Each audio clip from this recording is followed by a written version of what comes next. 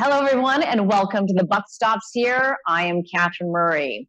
Well, I think and hope that you know that my program is focused on matters that impact Canadian businesses, both large and small, the markets, and your money.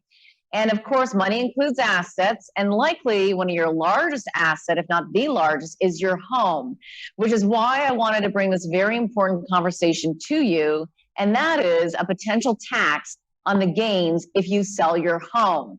To discuss this and understand what's going on underneath the surface, I'm happy to present to you the president and CEO of the Canadian Taxpayers Association, Scott Hennig. Scott, great to be able to be with you and to kind of talk about the story, see where it's at right now. So thanks for being with us. Oh, it's my pleasure. Thanks for having me, Catherine. So Scott, let's talk a little bit about this. This story dates back to maybe July of 2020. Give us the idea in terms of how this even came about, the potential of a tax on the capital gains of your home if you sell it. Yeah, well, I'll go back even a little bit further, and this is one that I just actually remembered the other day that this had popped up. The the Ontario wing of the federal Liberal Party actually had put a document out that the Conservatives had got their hands on back in 2018 or 19 that showed that there was some agitating for this in the within town halls. They were seeing that people were asking for this sort of idea. I find that a little bit hard to believe that people were demanding this kind of thing, but they put that out during the 2019 election. Didn't get a ton of pickup at that time, but it did come back in 2020. And the time that I think that sort of it really came to the forefront for us was when I received an email inviting us to take part in a solutions lab, it was called, from the University of British Columbia, a group called Generation Squeeze, led by Professor Paul Kershaw. It was funded by the CMHC, the Canadian Mortgage and Housing Corporation, the Federal Crown Corporation. They were going to be looking at all kinds of ways they could make home ownership more affordable, including adjusting tax policy and changing the tax shift, which clearly to us was the only tax you have on the only tax that you don't have on your primary residence is a tax on those capital gains. Otherwise, we sort of use a shorthand of a home equity tax. And we alerted the press to it. And Black Locks, which is a small investigative journalist reporter group out of Ottawa, they're excellent, do very exclusive stories, don't sort of follow the same news as everyone else. They picked up on this, wrote a story about it, and that sort of set off the original fire. And so, presumably though, to be fair, the CMHC was looking at solutions for affordability within the housing market, correct? Yeah, that's what, yes, that was one of many things that this lab was sort of looking at. I mean, and I think that everyone wants the same things. I mean, I think the CMHC, I think regular Canadians want the same things. They want to be able to have more affordable housing for their kids, their grandkids. The solutions, though, were, I would say, a bit predetermined. You could see that certainly from the conversations that have been having between the CMHC CEO at that time, Evan Siddall, and Professor Kershaw. The tax on or taking away the exemption for capital gains on primary residence is essentially a home equity tax, was clearly one of the solutions that they had in mind before they even sat down and started to do the work. And so that was a number of years ago. What's been the latest? Well, so finally, I mean, there's been a few different things throughout. We've had denials from the Liberals and the Conservatives that they would ever do some sort of tax like this. We had denials from the CMHC that they were even intending to look at that, although emails show differently. The latest has been the Solutions Lab came out with their first report, this group out of UBC that was funded by the CMHC. And lo and behold, they proposed in there a home equity tax. Now, they've limited their suggestion. Their suggestion is only on homes over $1 million, and starting with a small tax, annual tax, not just when you sell your home necessarily, but the tax would accumulate annually to the point where you'd have to pay it when you sold your house. And while you could say this is maybe starting small and only hitting homes over $1 million, as we know from looking at the markets in places like Vancouver, Toronto, Montreal, it's hard to find a single family detached home under $1 million in a lot of those communities. Right. But importantly as well, the CEO of the CMHC, or former Evan Siddall, did say that this is not true, correct? He did, and in fact he called Blacklocks liars and all kinds of things, and he was proven wrong. We will pick it up right after the break.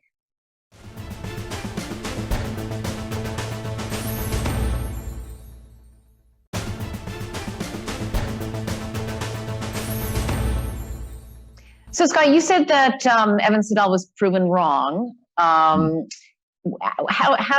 so?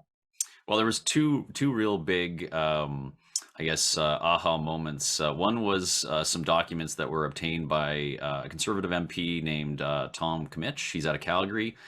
He's been a critic of the CMHC and knows how to use the ATIP system. And he ATIP'd a lot of documents and conversations by Evan Siddall and the response to the initial story.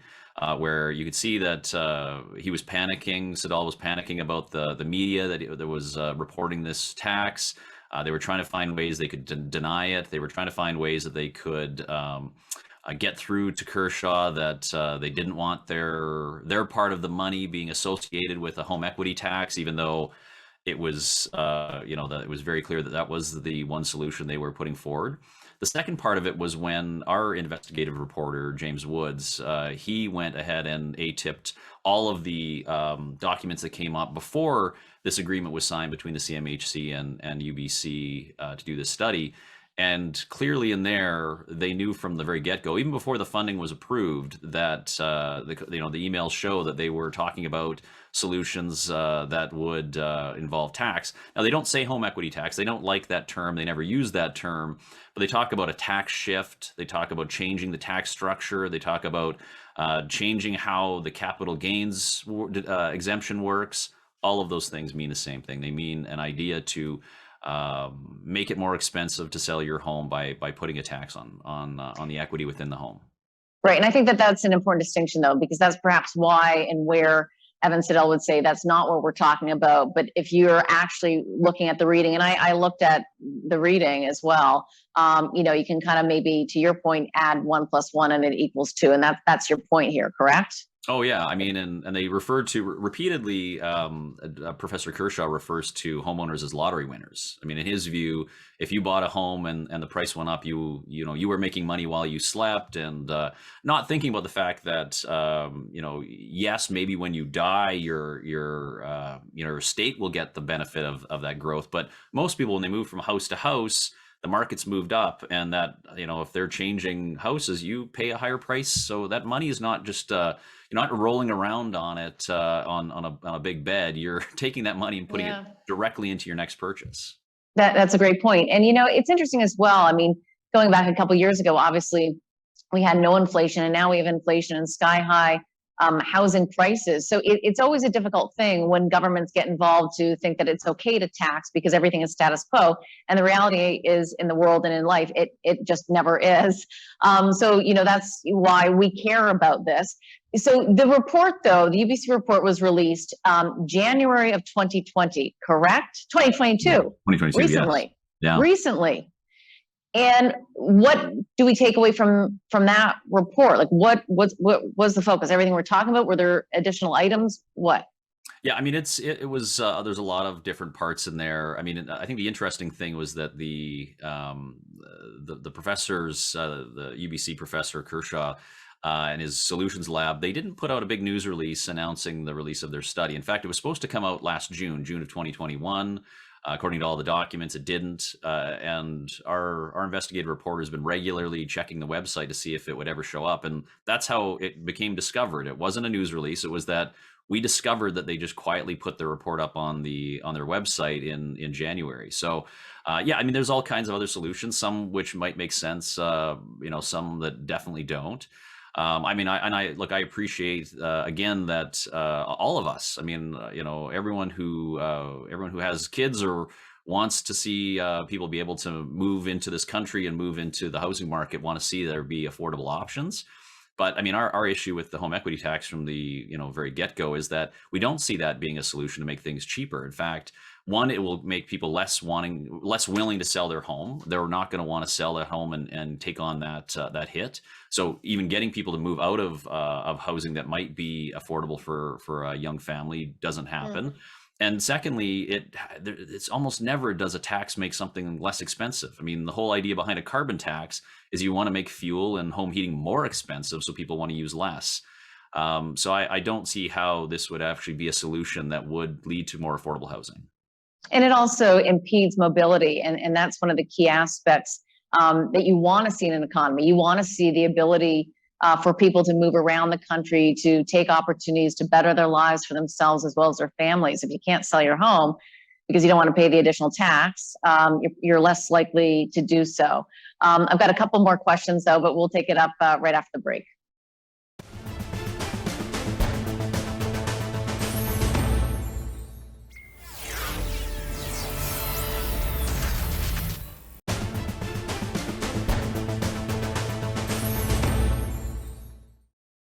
Scott, a couple more questions I have regarding this. First of all, it is interesting, though, that the report was released in January 2022, and it was quietly released. So what does that mean we should all be thinking about this? Not to worry? Well, look, I hope so. I mean, I think we've beat this thing down a few times. We've had the Liberals repeatedly say that they're not going to do this. They're having to keep saying that because something keeps popping up. I know during the last election, it was a Liberal candidate, I think in Atlantic, Canada, who was doing an interview when they said, "Well, what about a home equity tax?" Almost like a day after the minister said, "We're never going to do it." And one of the candidates said, "Oh, yeah, unfortunately, that's something we're just going to have to do." And so that popped up again, and they had to deny and deny again that this was something that's on their radar. But there's the old saying, where there's smoke, there's fire, and there just keeps being more and more smoke on this. You've got CMHC funding these reports. You've got a candidate suggesting these things. You've got other agitators out there pushing for this. Plus, you have things like, you have the CRA asking to know when you sell your home. Putting that on the tax forms, even though that's not required for any taxation information that they should need. And well, Scott, let me stop you there. Yep. Let me stop you there as well, because from what I understand, the CRA started requiring this, i.e., making sure you say on your tax reform form if you sold your house.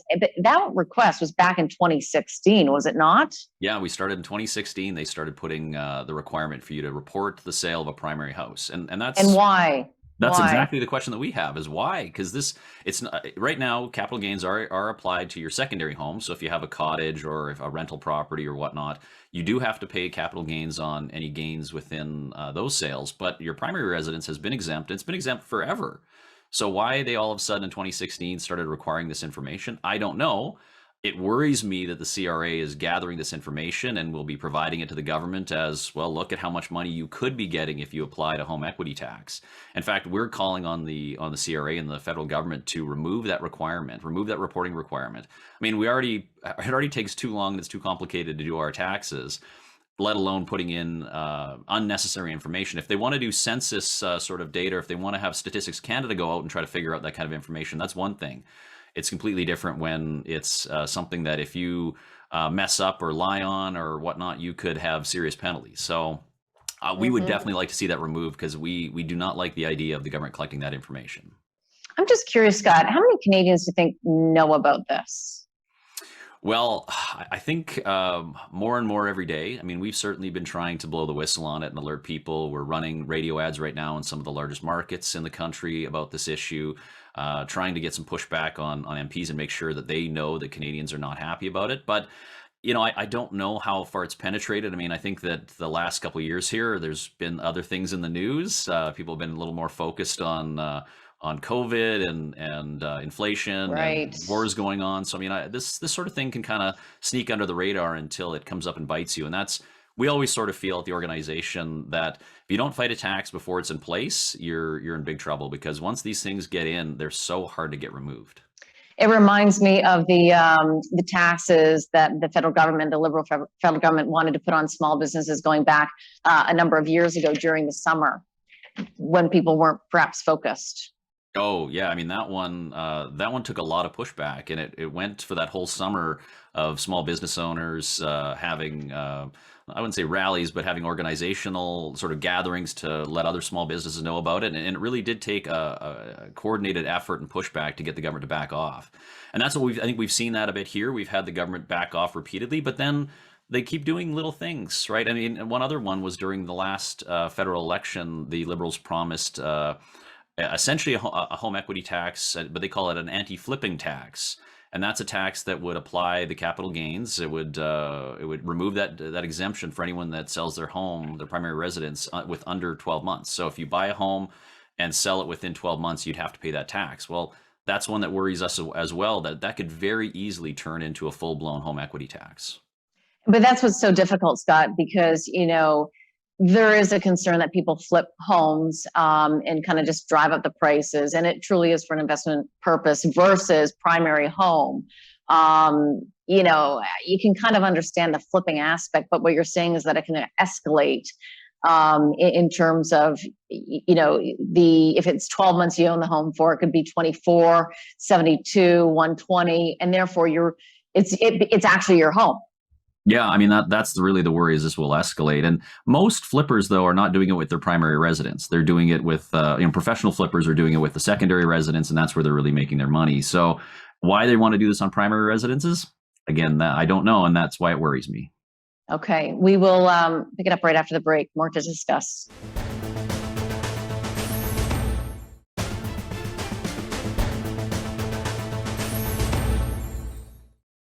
Scott, it's interesting. On your website, I believe you guys have a calculator. People can actually calculate how much this tax would cost them if they sold their home, correct? Yeah, we felt like, just like you mentioned in the last segment about how many Canadians know about it, and we felt there wasn't enough. And even if they did sort of hear there might be some sort of tax coming, I don't know if everyone sort of had a grasp on what that actually means in dollars and cents. So we put together a calculator. It's on our website. If you go to taxpayer.com, you can find it there. But it does 3 different calculations because we really don't know what it might look like. So there's the American version, because in the US they do have they don't have the same exemption that we do, but they also can deduct their mortgage payments. And it's a very complicated system because it also involves how much money you make, and there's certain exemptions. So we've done the American style. We've done one that looks at sort of the generation squeeze UBC proposal. And then we've done another one that's just a straight remove the exemption on capital gains from your primary residence. So what that would mean. And you have to put in your purchase price, your sale price, your income, because that really does dictate how much taxes you'll pay. And it'll kick out for you all 3 scenarios and tell you a little bit about them. And is there an average range of a tax that we can be thinking about?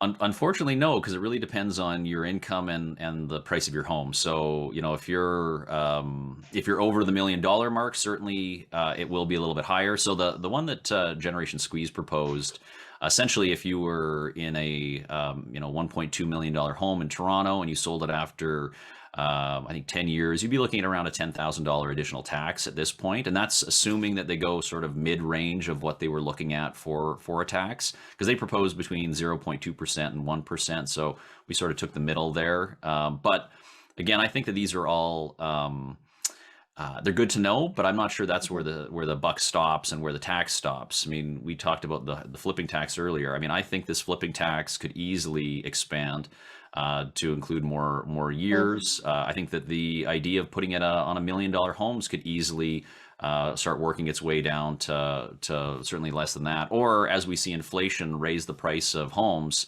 all of a sudden you go from having a handful of $1 million homes to having almost everyone with $1 million homes. Yeah. And, Scott, my program is called The Buck Stops Here. And I like to ask my guests, what is the buck stops here for you to our viewers as it relates to this topic? Yeah, I mean, I think that the bottom line is they need to speak up and talk to their MPs about this. I mean, at the end of the day, politicians work for you. It's not the other way around.